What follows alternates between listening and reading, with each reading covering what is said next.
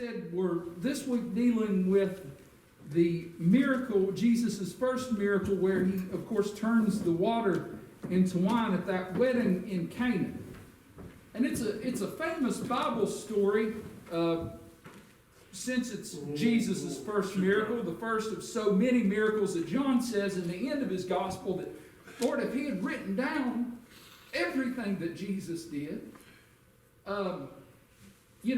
the world couldn't contain the books. Yeah. And it's, I remember one time Whitney and I were in Lucerne, Switzerland, and we were taking a walking tour, and we walked past the place where years and years ago they used to have their markets, and where the wine cellars were, on the building above it was a giant mural of this very scene. It's a story known, around the world throughout the ages of time, but the thing about this miracle is, compared to what is coming later, right, giving sight to the blind, raising the dead, curing people of leprosy, making people's withered arms just grow back at a mere word.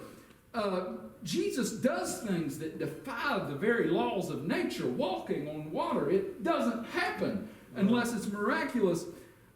I think we can look at this first miracle and think, well, was he just getting warmed up or something? Because, turning water into wine is pretty cool, but compared to what's coming later, maybe it doesn't seem that impressive to us. Maybe we think, well, John, of course, had to write this one down.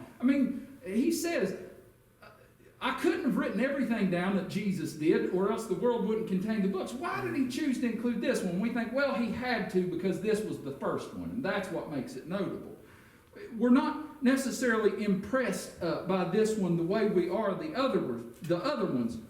But as we'll see, this miracle is not just Jesus getting warmed up. It's not just Jesus trying his abilities out on a small scale before he goes on and does big things.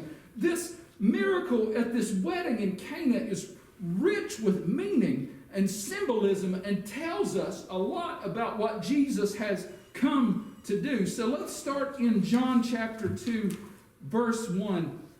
It says, "In the third day there was a marriage in Cana of Galilee, and the mother of Jesus was there.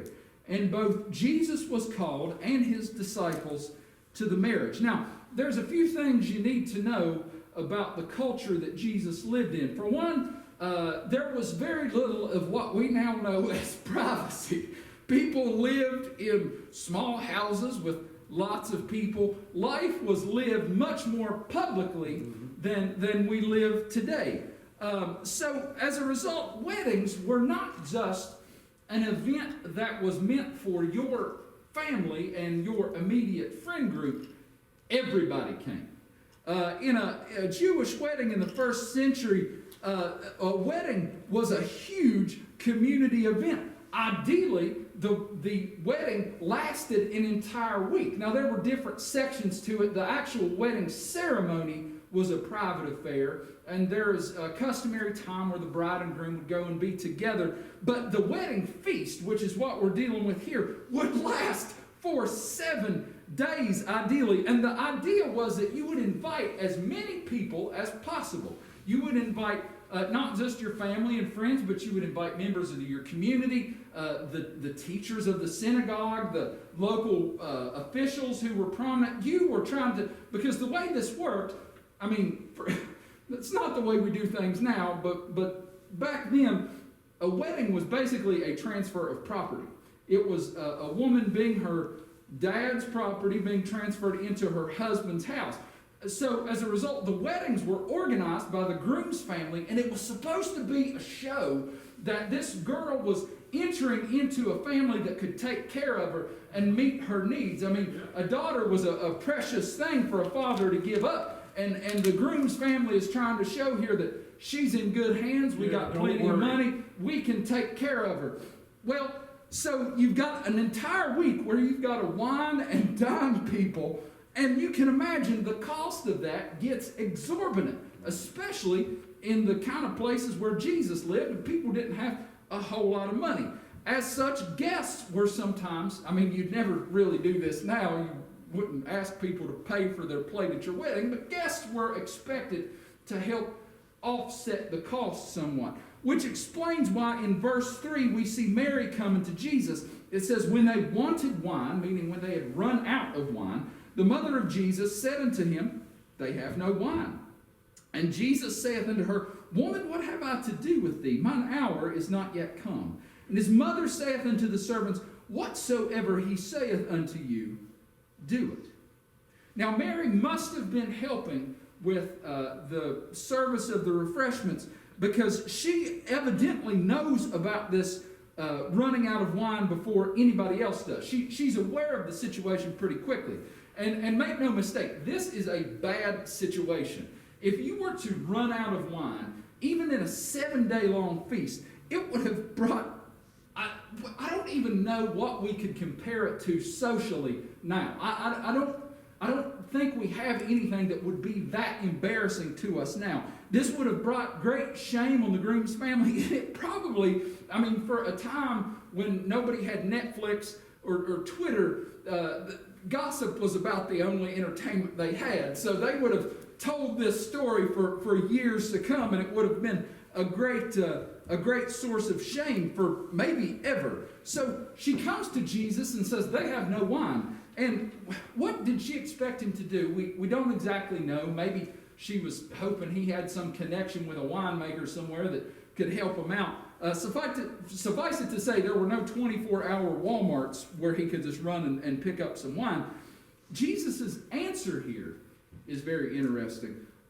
Woman isn't offensive the way we would. If you called your mommy woman, you'd probably get your jaws slapped. Here, in the original Greek, the way it's phrased, it's more like calling her ma'am.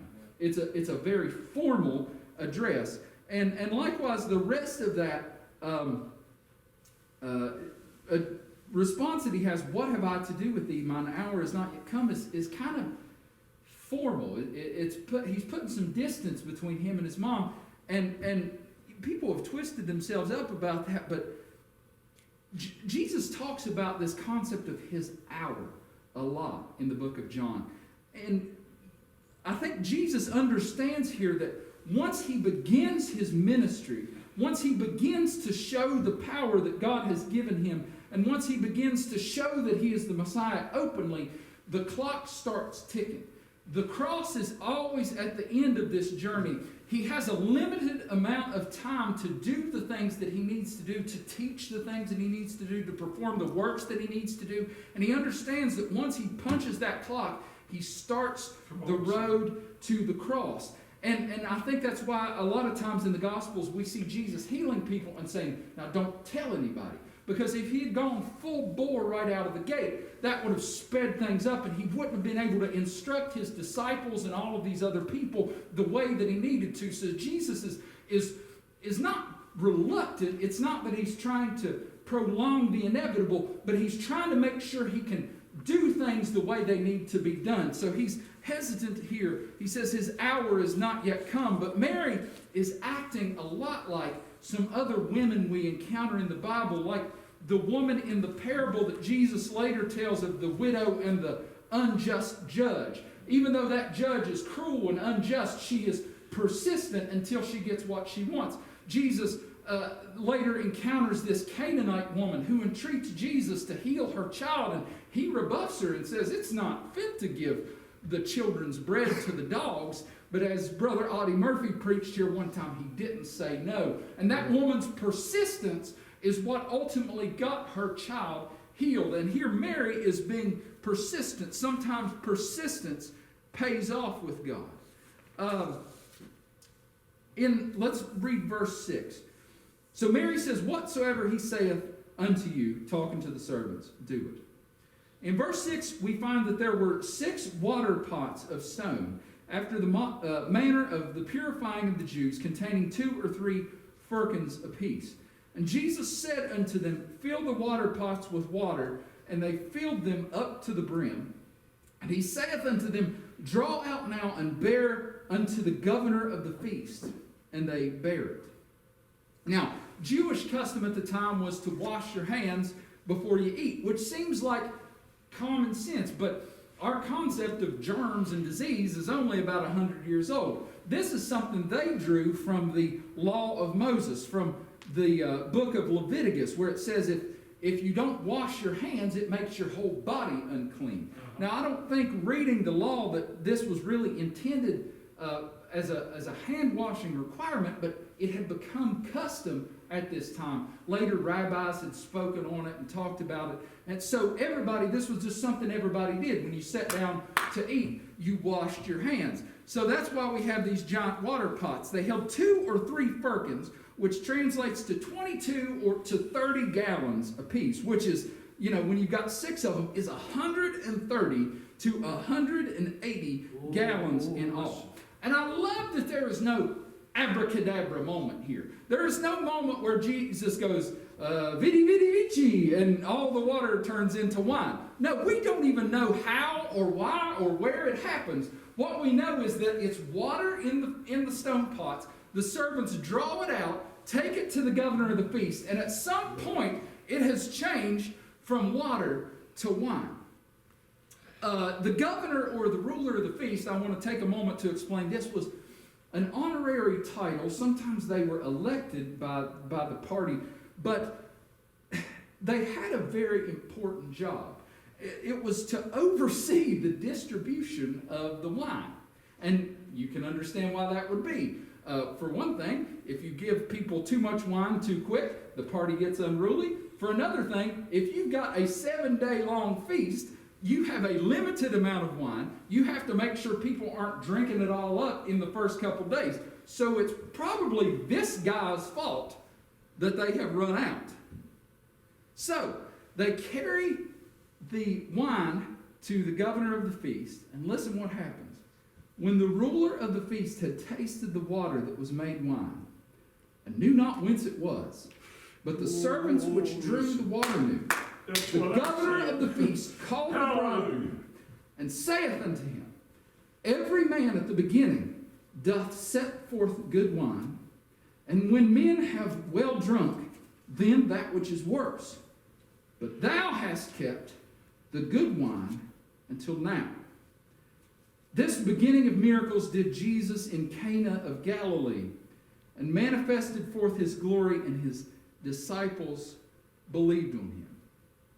Now notice that at no point in this story does anybody go, wait a minute, where did all this wine come from? I thought we were out. Jesus has interceded so early in the problem that it seems that nobody except the servants and Mary were aware of this. Maybe a few other people. Nobody seems surprised.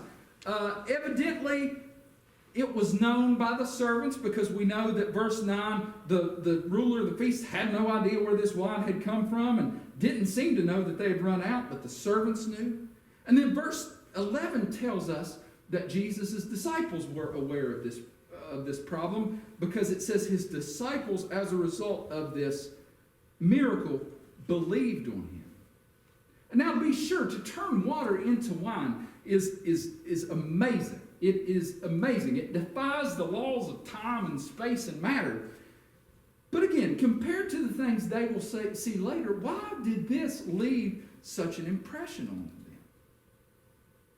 Well, see, they already have this indication that this man Jesus that they are following is the Christ, the Messiah, the chosen one, the King of Israel that has been prophesied to come. And keep in mind, there have been hundreds of years of prophecies telling them about this exact moment that they were living in.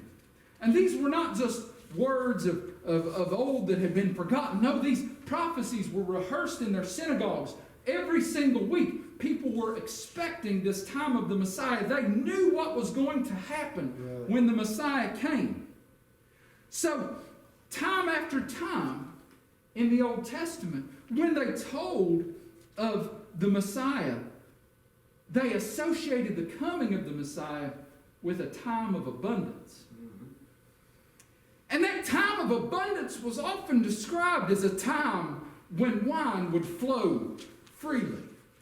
Jeremiah 31 says, "Therefore they shall come and sing in the height of Zion, and shall flow together to the goodness of the Lord for wheat and for wine and for oil and for the young of the flock and of the herd. And their soul shall be as a watered garden, and they shall not sorrow anymore." And there's so many of these, but I want to read you one more. In the book of Isaiah, chapter 25, it says, "In this mountain shall the Lord of hosts make unto all people a feast of fat things, a feast of wine on the lees, of fat things full of marrow, of wine on the lees well refined." Now let me give you a brief lesson in winemaking in case any of y'all want to try this at home. When Isaiah says wine on the lees, what he means is wine that has been allowed to stay in the cask with the grape skins, because the grape skins held the yeast that turned the sugar in the juice into alcohol. Now you could, at a certain point, do a primary fermentation, which would take you maybe a couple weeks, and then you would pull off that wine off of those grape skins and serve it to people. That was a quick turnaround. But if you wanted good wine, if you wanted expensive wine, if you wanted something that would impress somebody, you would leave the wine on the lees, on the grape skins, in the cask and let it sit. Now that wine, because it took longer to make, was more inconvenient to make. It was also more expensive. So Isaiah is saying, when the Messiah comes, it's not just going to be wine. It's going to be wine on the lees. It's going to be good wine. Now what do the disciples hear the master of the feast say? Most of the time, when we have one of these weddings, they bring out the good stuff first, because they don't have as much of that. And they let everybody drink that at first, but once their senses are dulled, once they've been feasting for a couple of days and it's gotten used to it, then they just bring out whatever swill they got in the back, because it won't matter. People can't tell the difference. But the master of the feast says, "You've saved the good stuff until now." And you can imagine all of these words ringing in the disciples' ears, connecting with those prophecies that they had heard from the time they were young children. It's worth noting also here that this miracle changing the very nature of water into wine is reminiscent of the first plague that Moses brought against Egypt, where all the water in the land of Egypt, including that which was in the water pots, like the water pots we're seeing here, was turned to blood. As far as I can tell, this is the only 2 times in the Bible water is involved in a lot of miracles, but never do we see water change its very nature other than in that plague of Egypt and here in Jesus' first miracle. The filling of those water pots to the brim is no doubt they were thinking of Elijah when he was against the prophets of Baal, and that he had them fill those big barrels full of water and dump it on the altar. No doubt that's ringing some bells for him too. No doubt they were thinking of those wine-related prophecies. But as we close, I want to go back and examine something that I'd never thought about this miracle before. We see why maybe the disciples believed on Jesus, because it was ringing all these bells of all these prophecies that they had heard their whole lives. But I wonder if anybody realized, well, now we don't have any water pots. Well, Jesus turned the water into wine. We filled up all 6 of the firkin water pots, and now all that's wine. What are we going to wash our hands in? There was nothing there to perform the ritual hand washing with. Well, surely Jesus must have realized this. Well, wasn't he worried about everybody at that feast being able to keep Moses' law and to make themselves ritually pure? Wasn't he concerned about them doing what Moses had told him to do? Well, Jesus is on the record in the Sermon on the Mount telling folks that he did not come to abolish the law. Right. He said as long as the world stood, there would not one jot or tittle, not one dot on the I or cross on the T pass away from the law. But Jesus said he had come to fulfill the law.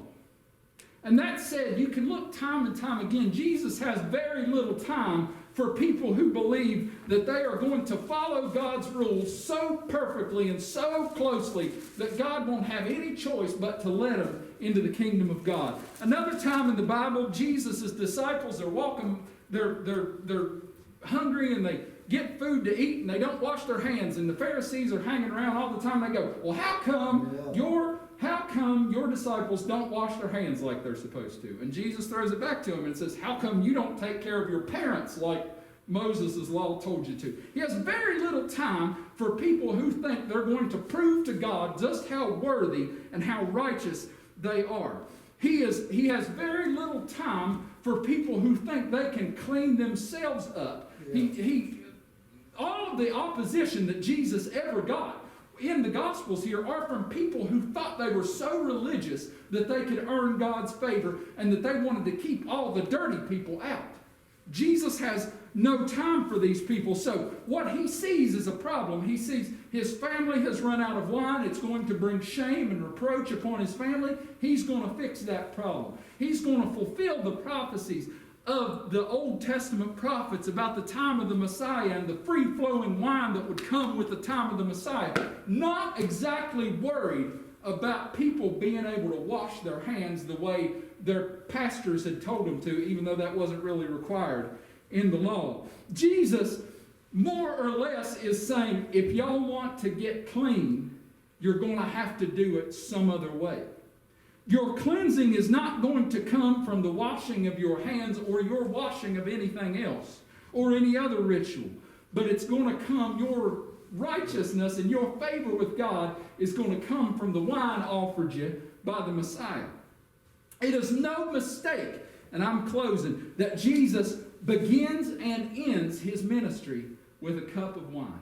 He begins it here at this wedding in Cana by turning the water into wine and keeping the party going. As he leaves us, he gives us another cup of wine and says, do this in remembrance of me. He's sitting at the last supper, the Passover meal, with his disciples, and he pours out the wine and sends it around the table, and he says, drink, because this is my blood that is shed for the remission of sins. We're not cleansed by any kind of washing we can do ourselves, but only if we partake in the wine that Jesus has given us, the blood that is poured out for us. Amen. The master of the feast really botched his job at that wedding in Cana.